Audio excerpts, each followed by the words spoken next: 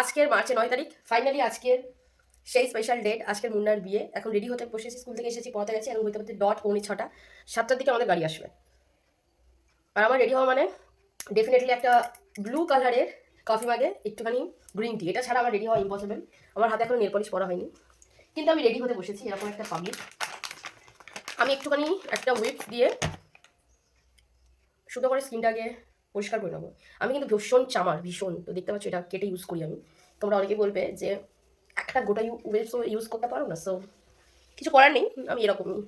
এই হচ্ছে ব্যাপার। তো খুব সুন্দর করে মুখটা ক্লিন করে নেবো, দেন আমি মেকআপটা স্টার্ট করবো। বাট ওয়েদারের জন্য আমার আর কিছু ইউজ করা হয়নি। সো প্রথমে আমি যে টোনারটা ইউজ করি, কেয়াশেটের নিম টোনার, এটাকে আমি ইউজ করে নেবো।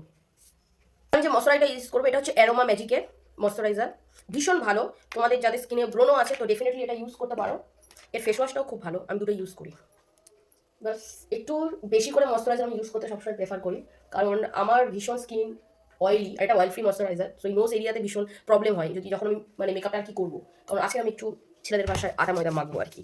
সো এই জিনিসটা আমরা সবসময় ভুল করি যে আমরা রাতে অনুষ্ঠানে যাচ্ছি বলে আমরা কেউ সানস্ক্রিন ইউজ করি না, কিন্তু একটা মেকআপকে খুব সুন্দর করে বসানোর জন্য সব থেকে ইম্পর্টেন্ট হচ্ছে টোনার, তারপর ময়শ্চারাইজার অ্যান্ড সানস্ক্রিন।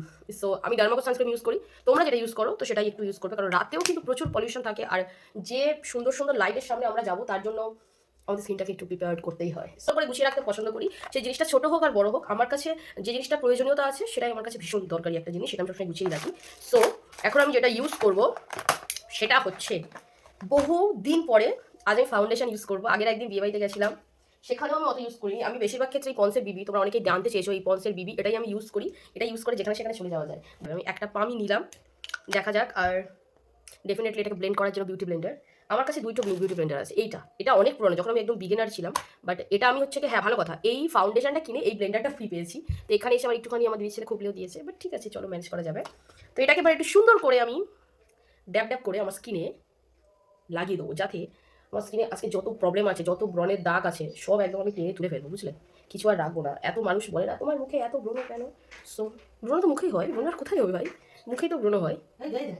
করে গেছে স্কিনে, দেন আমি একটা পাউডার নিচ্ছি, এটা সোমিসার পাউডার মেকআপের। সো এটা খুব ভালো। তো এটা আমি আমার একটু ফেসটাতে দিয়ে দেবো, কারণ এরপর আমি আই মেকআপটা স্টার্ট করবো। অ্যান্ড এটার জন্য আমি এরকম একটা ব্রাশ ইউজ করবো, হালকা করে দেবো। পাউডারটা আমি খুব একটা বেশি স্কিনে প্রেফার করি না, যেহেতু একটুখানি গরম আছে। সো আমি একটুখানি পাউডার দেবো। এবার আমি আইশ্যাডো ইউজ করবো, আর এটা হচ্ছে মিস গোল্ডের আর এটা হচ্ছে মার্সের। এই দুটো আমি কম্বাইন করে প্রতিবার আর কি করি আমার আই মেকআপটা। আজকে আমি একটা পিঙ্ক কালারের শাড়ি পরছি, সো আমি একটু পিঙ্কি পিঙ্কি টাইপের মেকআপ করবো। পিঙ্ক ঠিক না, দুধে আলতা টাইপসের কালার।